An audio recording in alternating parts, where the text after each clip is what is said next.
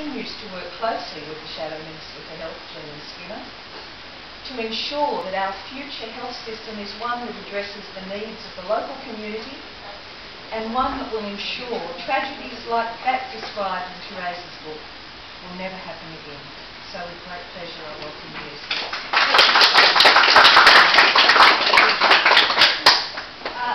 Good morning everyone, or nearly good afternoon, and it's great to see you all this morning, Therese and Michelle, and I'm really looking forward to meeting you afterwards. Look, on behalf of Therese, Alison and Melissa, I'm very privileged to be a part of this story and the launching of it today. It is a narrative of a very untimely death of their loving husband and their father, Don Pico. Without Due Care is a very moving and poignant account of the distressing and disturbing events that led to his death on the 17th of May 2007. It is just one chapter, this book, not a literally one chapter, but one chapter in Therese's attempt to gain answers, to find the truth and to pursue justice from a health system that clearly played a significant role in this tragedy.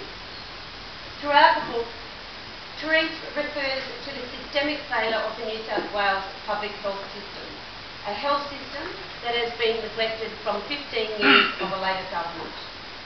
2,500 hospital beds have closed, an increase of 51% in our hospital waiting list, long waits in emergency departments, lengthy ambulance response times, and continuing cuts to frontline staff. As a local nurse, I want to make a comment on this very last point. Therese recalls numerous occasions throughout the book when nursing staff did not perform as would be expected of them in their profession. This is unacceptable. But I believe, and I have discussed this with Therese before, that this is actually just another consequence of a deficient and a deteriorating health system in this state. When a nurse is up to her 16th hour of a double shift, and believe me, that happens far too often in all of our hospitals, she or he cannot possibly perform their best.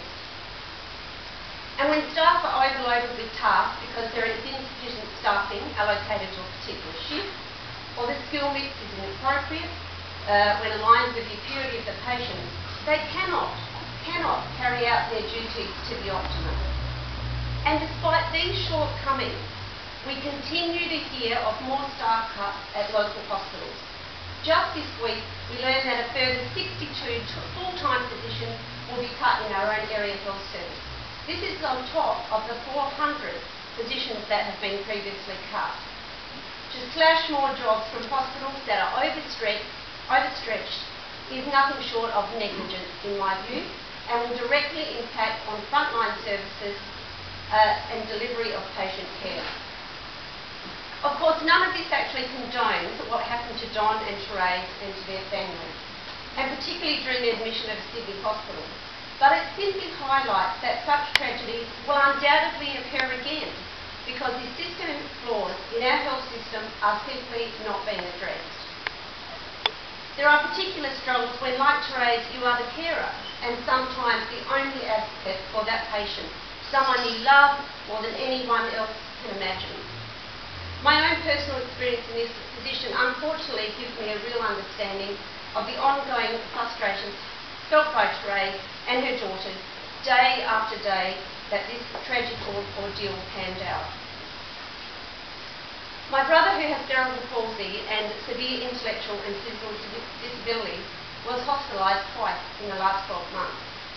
I remember my mum ringing me from the emergency department of a major Adelaide hospital to tell me that they'd just arrived by ambulance and they were waiting to be seen. She assured me she was okay and things were okay. She was coping. The next morning at 6 a.m, I telephoned her, only to realise that I needed to be on the next plane to Adelaide. My brother is 46, requires 24/7 care, and in an unfamiliar setting such as a hospital emergency department where his movements are restricted, I knew he would need to be supervised every minute to ensure his safety and his well-being. My mother is 74, thankfully a very fit 74. Throughout that night, as they waited patiently for a ward bed, my mother was not offered a chair or even a cup of coffee by the nursing staff. In fact, she slept the night on the hard floor so she could be right beside my brother, she said, when he needed her. As a nurse, I simply couldn't comprehend how this could happen. How not one person had thought as they walked past them, time and time again, that they may need at least something to eat or drink, a pillow, or maybe even just a break. And like Therese, I met so many wonderful nurses during my stay in the hospital with Philip, where I spent night after night by his side. So many who went above and beyond, but sadly their exceptional efforts were tarnished by those who simply didn't understand the needs of the carers and the patients. I urge each and every one of you to take the time to read Therese's account of the events leading to Don's death. I forewarn you, however, it is confronting, it is distressing, but sadly it is real. I want to share with you a short paragraph with Therese's permission from chapter 9 of the book, which I think reflects the enormous heartache that Therese and her family underwent and continually experience every day as they reflect what happened. And here we go. My lovely gentleman is well on the way to respiratory arrest and consequent death 5 horrible weeks later, leaving us all. This man has suffered unbelievable pain and indignity over the past 25 years, but it was nothing compared to the horror that was about to be unleashed on him. And because we love him, on us too, I will never recover from what I know and what I saw in the weeks that followed. What Don had to go through before death makes me feel physically ill, and sometimes I find myself gagging as the pictures play again and again in my mind. I have to say, I am glad I don't know what was done to him when I wasn't there, because I think I would have lost my mind if there had been anything worse. This book is my way of freeing myself and our family, and thus freeing Don.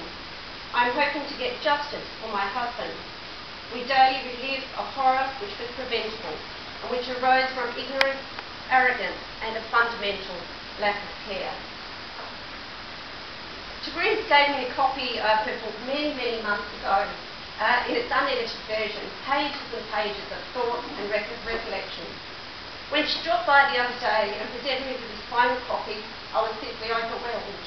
It is beautifully presented, chronicled, and many photographs of Don and his family reflecting his life will bring tears to your eyes. Thank you again, Therese, for allowing me to be a part of this very special day. And in closing, I wish you and your beautiful daughters the happiness you so really deserve.